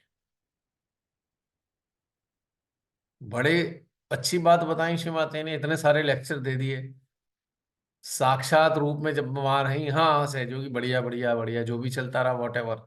हालांकि उनके काल में भी कुछ पागलपना करना शुरू कर दिया था। जो उनके साथ चलते थे लोग, उन्होंने राक्षस बनकर, रावण बनकर काम करना शुरू कर दिया था उनके रहते रहते ही। यानी कि डोमिनेंस शुरू हो चुका था तब तक। मेरी आंखों के सामने कई सारे किस्से हैं, बिना जाने नहीं बोलता, क्योंकि जिन्हें मैंने खुद देखा है उस आधार पे बोल रहा हूँ। और राक्षस तो आ चुका था उस वक्त भी, और उन्होंने अपना काम करना शुरू कर दिया था। ठीक है। माँ ने जागृति किस लिए दी? इतनी ऊंची, इतने भाव के साथ कि षष्ठी को बैलेंस मेरे ये बच्चे करेंगे, मेरी शक्तियां इनके जरिए कार्य करेंगी। अब सहयोगी संस्थागत स्तर पे जो राक्षस सक्रिय हुए, उनके आज्ञा पे बैठे हुए, उन्होंने कहा ये तो हमारा साम्राज्य है। अब उन्होंने कितने साम्राज्य बना दिए। सारे तो नहीं कहता मैं, सारे नहीं कहता, लेकिन सेंटर्स में एक जरूर महारथी बैठा है जो डोमिनेट कर रहा है अक्सर। सारे सेंटर्स की बात नहीं कर रहा हूं मैं, बहुत अच्छे लेवल पे कोऑर्डिनेटर्स या लीडर्स हैं, बहुत अच्छे हैं, मैं उन्हें भी जानता हूं जो बहुत अच्छे हैं। अब देखिए, चार अच्छे लोग तो यहीं मौजूद हैं हमारे इस प्लेटफॉर्म पे। चार कोऑर्डिनेटर तो इसमें ही मौजूद हैं, अच्छे ही हैं, तभी तो यहाँ हैं। तभी तो वो सोचेंगे भी मैं हम करते क्या रहेंगे पूरी जिंदगी, कब तक ये कोऑर्डिनेटर बने रहेंगे, कब तक लोगों को चलाते रहेंगे, हमारे को क्या करना है। कहीं तो इनके अंदर आया। ऐसे अभी भी बहुत सारे लोग हैं, लेकिन बहुतायत में क्या हुआ, एक कट्टर साम्राज्य की स्थापना हुई। कट्टर साम्राज्य जिसमें जो जागरूक सहजी हैं, वो अगर जागरूकता अपनी प्रकट करना चाहते थे, उनकी जागरूकता प्रकट नहीं करने देंगे, दबा के रखेंगे, कंट्रोल में रखेंगे। हो गया ये सब शुरू। पूरे वर्ल्ड में, मैं भारत की बात नहीं कर रहा, पूरे वर्ल्ड में बीमारी फैली हुई है ये। अब श्रीमती ने कहा ये मेरे तो सारा पर्पस खराब हो गया है। तो फिर वो परेशान हो गए, उन्होंने कहा मेरे बच्चे हो तुम, एक माँ का ग्रुप बनाओ, माँ का, जहां पे ये बीमारियां ना हो, ये बीमारियां ना हो। मैं कोऑर्डिनेटर, ये मैं ट्रस्टी, अब मेरे हिसाब से चलो, उसके हिसाब, ये कुछ ना हो। माँ का ग्रुप जो डेडिकेटेड किस चीज के लिए हो, कि जो केवल केवल जो मैंने रास्ता दिया है उसको आगे बढ़ाने में इंटरेस्ट हो, उसका और किसी चीज में इंटरेस्ट ना हो। उनको शब्दों में कहना पड़ा, एक माँ का ग्रुप बनाओ। और एक तरफ उन्होंने क्या कहा था, ग्रुप बनाना तो बहुत खराब चीज है, ग्रुप नहीं बनाना चाहिए, एक तरफ उन्होंने कहा। लेकिन बाद में उन्हें मजबूर होकर कहना पड़ा, एक माँ का ग्रुप बनाओ। वो बाद में काफी लेटर स्टेज में उन्होंने कहा, लेकिन पहले उन्होंने खंडन किया था कि ग्रुपिज्म नहीं होना चाहिए, सबने सुना होगा। लेकिन बाद में उन्होंने तंग आके कहा भाई ये क्या, ये करने क्या लगे। उन्होंने कहा भाई मैं एक माँ का ग्रुप बनाओ, यानी कि यहां पर ये मठाधीशी ना हो, संस्थाधारिता ना हो, डोमिनेंस ना हो, ऐसा उन्होंने बोला मजबूरी में। तो किस लिए बोला? ताकि ये बैलेंस हो सके, जो कचरा हो गया। बैलेंस के साथ साथ वो चीजों को भी बैलेंस करना है, जो इस धरती पर खराबियां हैं वो कौन बैलेंस करेगा। ये तो मठाधीश बनकर सबको कंट्रोल करके बैठ गए, किसी को आगे बढ़ने नहीं दे रहे। तो ये तो उन्हें उसमें उलझाए जा रहे हैं, clearing clearing clearing clearing, virus डाला क्लियरिंग करो, वायरस डाला क्लियरिंग करो, वायरस डाला क्लियरिंग करो। तो वो क्लियरिंग में लगे हुए, षष्ठी को बैलेंस कौन करने वाला है? कौन करेगा षष्ठी को बैलेंस? यानी कि जो इनसे मुक्त होगा। मुक्त कौन होगा? जो मां के ग्रुप के सदस्य होंगे। समझ में आई बात? कहां पे, कहां से कहां तक उन्होंने मजबूरी में ऐसा किया। और जो मुक्त होंगे हर चीज से, वो ना किसी के डोमिनेंस में है, ना वो किसी चीज में डोमिनेंस में, किसी से फंसे हुए नहीं। और यहां पे उन्होंने एक्सपेक्ट किया, ये माँ के ग्रुप में जो बच्चे होंगे वो अपनी कंडीशनिंग से भी मुक्त होंगे, स्वयं की कंडीशनिंग से भी मुक्त होंगे, इफ एंड बट से भी मुक्त होंगे। ये ठीक नहीं वो ठीक है, इस झंझट से भी मुक्त होंगे। वो टोटल स्वतंत्र होंगे, स्वतंत्र। अगर मैं ये कहूं कि वो एक सोल होंगे, सोल वाले ट्रेट से भरे हुए होंगे, उनके पास केवल सोल के ट्रेट होंगे, यानी कि माइंड फ्री चेतनाएं, मन मुक्त चेतनाएं, तो कौन है? सोल है। सोल कौन है? जो आजाद है। आजाद कौन है? जो अपने भी किसी बंधन से बंधे हुए नहीं है। तो ये उनका माँ का एक दुआ, एक माँ का परसेप्शन था, या कहीं माँ की इच्छा थी ऐसे साधक तैयार करने की। क्योंकि बंधे हुए लोग क्या करेंगे? बैलेंस खुद से ही बंधे हुए हैं तो खुद ही असंतुलित है। जो बंधा हुआ है अपनी किसी चीज से, वो तो असंतुलित है। और जो असंतुलित है वो संतुलन कैसे स्थापित करेगा सृष्टि में? कितनी बड़ी जिम्मेदारी है ये। अब यहाँ एक्सक्यूजेस नहीं चलते, नहीं नहीं नहीं हम ऐसे हैं, हमें ऐसा हो जाता है ना, ये एक्सक्यूजेस नहीं चलते यहाँ पे। अगर ऐसा हो जाता है तो ठीक करो, करो ठीक इसे। This is your responsibility to correct yourself. क्योंकि माँ ने आपको अपना बच्चा बनाया, स्पेशल चाइल्ड बनाया, अपने ग्रुप का सदस्य बनाया। इसलिए नहीं कि आप एक्सक्यूजेस देते रहे, नहीं मैं ऐसा हूं, नहीं मेरी तो आदत ऐसी है, नहीं मैं तो ऐसा सोचता हूं, मेरी तो जिंदगी में ये प्रॉब्लम थी, मेरी तो जिंदगी ऐसी है। It is all useless. Bharat Pakistan के बॉर्डर पे खड़ा हुआ सैनिक क्या ये कहेगा मेरी आदत ऐसी है, मेरी आदत वैसी है, मेरा परिवार ऐसा है, मेरी ये प्रॉब्लम? क्या वो कहेगा ये बात? उससे तो दिमाग में भी नहीं आने की ये बात। वो कहेगा वो बंकर देखेगा, शत्रुओं के बंकर देख रहा है, यहाँ कोई हलचल तो नहीं हो रही, कोई मोर्टार, कोई आर्टिलरी का कोई शेलिंग तो शुरू नहीं होने वाली, वो चेक कर रहा है पहले ही अटैक कर दें शुरू होने से पहले। वो कहाँ ये सोच रहा है मैं कैसा? अगर वो ये ऐसा सोच रहा है तो 100% वो फाइटर तो नहीं है, वो प्रहरी तो नहीं हो सकता। एटलीस्ट वो प्रहरी नहीं हो सकता। वो गलत आ गया, वो नौकरी के लालच में आ गया, पर वो प्रहरी नहीं है। प्रहरी तो सोच ही नहीं सकता। प्रहरी तो अपनी तनख्वाह के बारे में नहीं सोचता कि भाई मेरी तनख्वाह कम क्यों है, ओ भाड़ में जा, सरकार बढ़ाए बढ़ाए, ना बढ़ाए ना बढ़ाए, मैं तो प्रहरी हूँ। भगवान ने मुझे देश का प्रहरी बनाया है, बस मेरे को इतना ही खुश हूं मैं मर जाऊंगा, मुझे पता है मेरे गोली लगेगी, मेरे पता है यहाँ शेलिंग होगी तो मेरा बम आके गिरेगा, मुझे पता है मिसाइल हिट कर सकती है, पर मैं तो सैनिक हूँ, मुझे सरकार क्या देती है मुझे इससे कोई परवाह नहीं है। मेरे मरने के बाद सरकार क्या देगी मुझे इसकी भी परवाह नहीं है, क्योंकि मैं तो भगवान ने मुझे प्रहरी बनाया। कहाँ ये फालतू की चीजें सोचेगा, मैं ऐसा था, मैं वैसा था, मेरे अंदर यूं है, मेरे अंदर यूं है, हैं? ये कहाँ उसके अंदर ये सब चीजें कर, यानी कि कंडीशनिंग से मुक्त है, तभी तो सैनिक है। यहाँ पे जो खड़े हो, आप बैठे हो, इसका एकमात्र पर्पस तो यही है।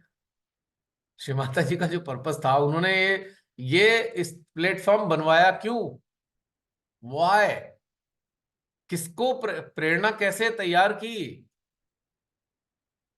पूनम दीदी को प्रेरणा दी, जसरीन को होस्ट बनाया, बाकी तो सब इल्ले थे।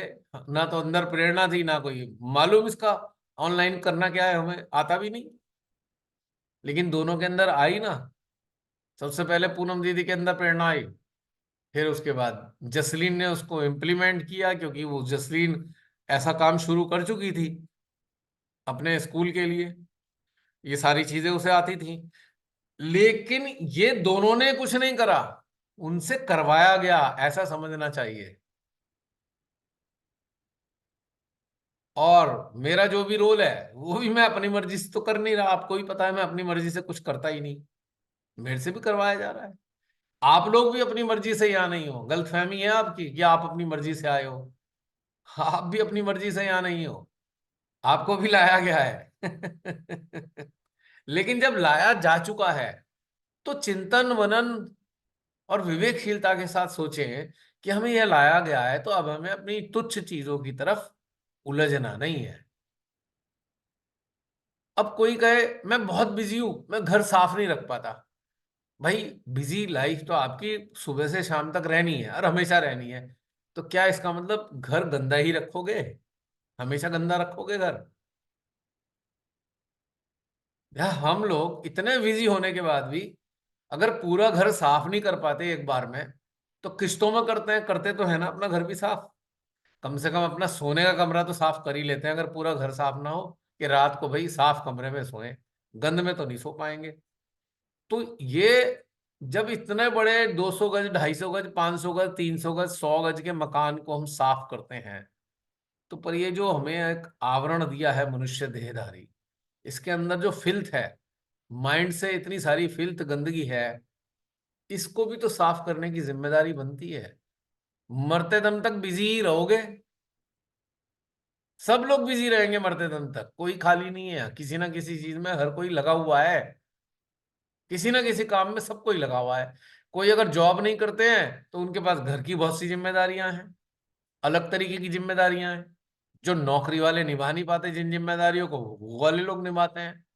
अब जैसे कि मैं व्यापारी हूँ, मेरे को बिल्कुल समय नहीं होता, फैक्ट ये आप भी जानते हैं, लेकिन फिर भी मुझे कुछ जिम्मेदारी निभानी होती है, करना ही है ना मुझे तो वो काम। पर मैं ये एक्सक्यूज देकर नहीं कह सकता अरे नहीं नहीं नहीं, आज जूम नहीं, आज मैं बहुत बिजी हूँ, ये तो नहीं कहा ना मैंने कभी। हाँ, अगर मैं शहर से बाहर हूँ या कोई एक ऐसी विपरीत परिस्थिति तैयार हो गई जहां मेरी मजबूरी है, तभी मैं आपको एक्सक्यूज कहता हूँ कि आज नहीं हो पाएगा, पोस्टपोन करना पड़ेगा। पर ये तो नहीं कहता नहीं आज मैं बहुत बिजी हूँ, आज जूम सेशन नहीं होगा। कई बार तो ऐसा होता है मैं सोया भी नहीं होता हूँ, 2-2 रात हो जाती है ढंग से सोए हुए, और तीसरी रात को ये होता है, तो क्या मैं ये बात के एक्सक्यूज कहता हूँ मैं नहीं आज मुझे नींद आ रही है, आज मैं नहीं करूंगा? अरे भाई this is my management, it is a responsibility. अगर रोजगार की रेस्पॉन्सिबिलिटी हमारी है, तो ये भी एक डिवाइन रेस्पॉन्सिबिलिटी हमारे पास है। इसमें एक्सक्यूजेस का मतलब क्या होता है? देयर इज नो नो वे। अब एक्सक्यूज दे किसको रहे हम? खुद को। तो फिर मिलने वाला क्या है? मिलने वाला क्या है? हमें ही मिलने वाला है। इल्ले कुछ नहीं मिलेगा। मरने के बाद हम भी एक दूसरे के कान में फुसफुसाते डोलेंगे, अरे भैया प्रार्थना कर दो थोड़ी, माँ से प्रार्थना कर दो। हम में से कोई फुसफुसाएंगे एक दूसरे के कान में जाके, भैया फंसे पड़े हैं, दे दो, माँ से कह दो जरा, हम तो कह नहीं पा रहे अब। जब जीवित थे तब हमने इस महत्व को नहीं समझा कि जीवित रहते हुए तो माँ से बहुत कुछ कह सकते हैं, मरने के बाद माँ से भी कुछ नहीं कह सकते। जिस अवस्था में मरे वैसे ही रह जाएंगे, जिस मनोदशा में रहे और वैसे ही रह जाएंगे, कुछ नहीं कह सकते। तो मैं सोचता हूं हम जब मरे तो हमारे अंदर एक वॉरियर वाली इंस्टिंक्ट होनी चाहिए। तो ऐसे ही मरेंगे तो पता लगा मरने के बाद भी हमारे हाथ में तलवार होगी, अरे सारे ये एलिमिनेशन प्रोसेस चल रहा होगा मरने के बाद भी। और मरगिल्ले और रोते धोते से मरे तो क्या करेंगे भाई मरने के बाद भी, क्या होगा? अब क्या समझते हैं हमारे भगत सिंह हैं, राजगुरु हैं, सुखदेव हैं, और हमारे अमानुल्लाह खा, अशफाकुल्लाह खा, क्या ये खाली बैठे होंगे? क्या आपको लगता है खाली बैठे होंगे चंद्रशेखर वगैरह? अभी भी अपना काम कर रहे होंगे ये कहीं ना कहीं। ये किसी को प्रेरणा दे रहे होंगे इनके आज्ञा में घुस के, चल क्या मरगिल्ला सा हो रहा है, चल भगा इन गुंडों बदमाशों को यहाँ से। ये खाली नहीं रहते, ऐसी चेतनाएं कभी खाली नहीं रहती। और ऐसी चेतनाएं अपनी जिंदगी की नहीं सोचती, हाँ ये हमारी जिंदगी में क्या मिलने वाला है, हमें कुछ नहीं सोचते। They are fighters. उसी के कारण हमारा भारत कितनी बार गुलाम हुआ, कितनी बार आजाद हुआ, इन्हीं लोगों के कारण हुआ है, कोई और नहीं आए कहीं से। अगर हमारे अंदर ये फीलिंग है, अब मान लो हम सब मरे, तो क्या हम गुलामी पसंद करेंगे मरने के बाद भी किसी की? नहीं करेंगे ना। जैसी अपनी वृत्ति बनेगी वैसे ही हमारा बाद का भी व्यवहार होगा निश्चित रूप से। हर बार जन्म लेंगे, हर बार वॉरियर के रूप में ही रहेंगे। देखो सेंट्रल हार्ट कैसे खींचने लगा है, फील हो रहा है इस बात, इन सारी बातों पे? ऐसा शानदार वैक्यूम बन रहा है इस वक्त सेंट्रल हार्ट में, गौर करके देखो। अनुमोदन मिल रहा है अंदर से। हाँ ठीक है, ठीक है, ठीक है। और बहुत सारे श्री माता जी के साथ बैठे हुए होंगे ना, ये सारी चेतनाएं, ये वो भी खुश हो रही हैं ये वाली बातें सुन के। या ये कहूं, यही प्रेरणा दे रही है ये बात कहने की, तो भी कोई ताज्जुब की बात नहीं है। मैसेज कैसे जाए? यानी कि समझ लो, ये चेतनाएं ऐसी अवस्था में है, खुद सामने नहीं आ सकती, उनके पास ऐसा डायमेंशन है कि डायरेक्ट सामने आके बात नहीं कर सकती, तो किसी का सहारा लेके बोल रही है ना ये इस वक्त भी। जब भूत बोल सकते हैं, तो ऊंचे दर्जे की चेतनाएं नहीं बोल सकती क्या? भूत भी किसी का सहारा लेके बोलते हैं, और उच्च दर्जे की चेतनाएं भी किसी के माध्यम से बोल सकती हैं, मैसेज दे देती हैं। अब आप सबके हृदय में जो कुछ नई नई चीजें कहाँ से आती है, कौन देता है ये? आप सोचते होंगे कल तो थी नहीं मेरे अंदर, ये आज कहाँ से आ गई ये? वहीं से आती है। जब आप सत्य के साथ इंटरेक्ट करते हो, तो सत्य के साथ भी असंख्य चेतनाएं हैं जो सत्य की रक्षक हैं।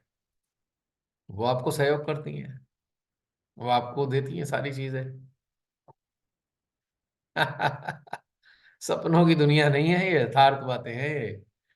अब तो मैं समझता हूँ बहुत सी चीजें यथार्थ समझ में आने लगी होंगी। अब देखो, किसने दिलवाया था अंदर से ये, कि भैया ये जो वैक्सीन है डार्कनेस से आई है, डोंट पुट इट, लगाना मत। परिणाम सामने देख रहे हो आप आजकल। और मेरे को और कल वाला जो इविल हंटर्स में जो आपने पोस्ट किया था, वही वाला वीडियो वैक्सीन से रिलेटेड ही था, अच्छा, जो न्यूज में अच्छा, मुझे पता नहीं, मैं तो सुना नहीं वो। 9:30 की जो पोस्ट थी, वो पूरी वही वाली थी जो डिस्कशन हुए थे। अच्छा। बताओ। अब देखो कितने महीने पहले ये कहलवा दिया, और सब मुझे पागल समझते थे। मेरा पूरे खानदान ने लगवा रखे हैं दो दो। अब मैं सोचता हूँ भैया निर्लिप्त हो जाओ, पता नहीं क्या क्या देखने को मिलेगा अभी आगे। मतलब कल वाली जो न्यूज थी दोपहर की, और वो रात वाला जो टेलीकास्ट था, ऐसे लग रहा है कि वो टेलीकास्ट बाद में मतलब पहले हो गया है, आप इतना क्लियरली बता रहे थे अच्छा, उसमें। मैंने सुना नहीं कौन से नंबर का था वो। नंबर नहीं मुझे मुझे याद, याद देख तो के होता बता। नहीं, कल वाला जो 200, पोस्ट है।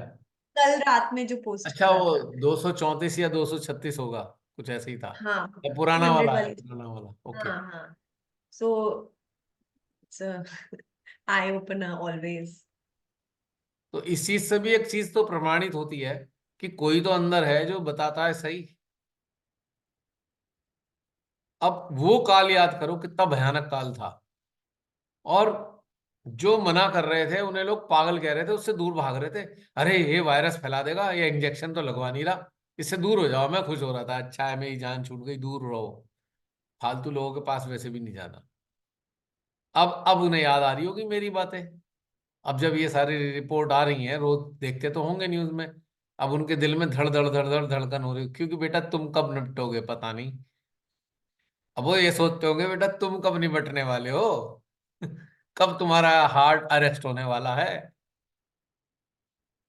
वैसे मैंने बहुत से लोगों से कहा है, मैं इस प्लेटफॉर्म पे भी बोल देता हूँ, जिन लोगों ने भी डबल डबल डोज ली या ट्रिपल डोज ली हैं, जो भी लोग इस वीडियो के माध्यम से इन तक जा रही हैं, मेहरबानी करके बहुत ज्यादा हाइपर एक्टिविटी वाले चीजों से बचें, जिससे बहुत ज्यादा श्रम करना पड़ जाए, भागा दौड़े करनी पड़ जाए। क्योंकि अगर क्लॉटिंग कहीं ना कहीं हुई भी है, तो आप जितनी तेज भाग दौड़ जरूरत से ज्यादा करोगे, वो ब्लड बहुत तेजी से सर्कुलेट होगा, और उतनी जल्दी आपके हार्ट तक पहुंचेगा या ब्रेन तक पहुंचेगा। और जैसी क्लॉट ब्लड का वहां पहुंचेगा हार्ट में या ब्रेन में, तो अरेस्ट होना ही होना है, वो सीजर होना ही होना है, कोई पॉइंट नहीं है ना हो। अब होता क्या है, मैं हालांकि मैं तो डॉक्टर नहीं हूं, पर सुना है मैंने, 72,000 नाड़ियां होती हैं शरीर में, 72 72,000।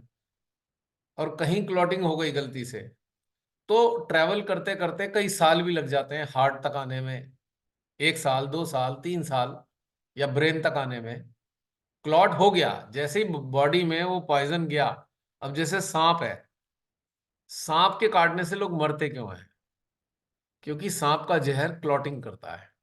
अलग अलग वैरायटी के सांप हैं जहरीले, तो उनकी जो इंटेंसिटी ऑफ पॉइजन है, उस पर क्लॉटिंग डिपेंड करती है कि किसी की तो बहुत बहुत हाई है वेनम, बहुत तेज वेनम है, तो एकदम क्लॉटिंग हो जाती है। किसी की कुछ समय बाद क्लॉटिंग होती है, थोड़ा टाइम मिल जाता है। तो जहर जो है क्लॉटिंग ही करता है ब्लड में, इसीलिए डेथ होती है। सांप के जहर से डेथ नहीं होती, जहर के कारण जो क्लॉटिंग हो गई है, और वो क्लॉटिंग घंटे 2 घंटे में हार्ट या ब्रेन तक पहुंचती है और उसके बाद डेड हो जाता है इंसान। इसलिए कहते हैं ना, जहां काटे उस विष को निकाल दो, किसी तरीके से बाहर निकाल दो, तो थक्के नहीं जमेंगे खून के। तो ये जो वैक्स है, इनके अंदर थक्के जमाने वाले ही चीजें, पॉइजन पड़े हुए हैं। इसमें 70 किस्म के जहर हैं, 70 पॉइजन्स। मैंने पहले ही बताया था, आर्टिकल भी लिखा था, क्योंकि मैंने स्टडी की कि इसमें डाला क्या गया है, उसके बाद मैंने बोला है। मैं अपनी तरफ से नहीं बता सकता ये वाली बातें, क्योंकि मैं कोई साइंटिस्ट तो हूं नहीं, ना मैं पैथ में टेस्ट करके बता सकता हूँ उस चीज को, मुझे इसका ज्ञान नहीं। लेकिन स्टडी करी, बहुत सारे बड़े बड़े जो साइंटिस्ट थे उन्होंने बताया इसके बारे में, तब मैंने उसकी स्टडी करी। तब मैंने आप लोगों से कहा था कि बहुत खतरनाक जहर है इसके अंदर। अब वो सामने आ गया। क्या बोलते हैं, थ्रोम्बोसिस हो गया है, जब जगह जगह जम जाती हैं सारी चीजें। अभी 1 मिनट होगा, खत्म हो जाएगा। तो ये एक प्रूव हुआ ना, जो 3 साल पहले घटनाक्रम हुआ, वो आज सामने प्रूव हो गया ना, पूरा वैलिडेशन के साथ हुआ, एविडेंस के साथ हुआ, पूरा आ गया ना। सारे षड्यंत्र एक्सपोज होंगे, कोई बचा नहीं सकता।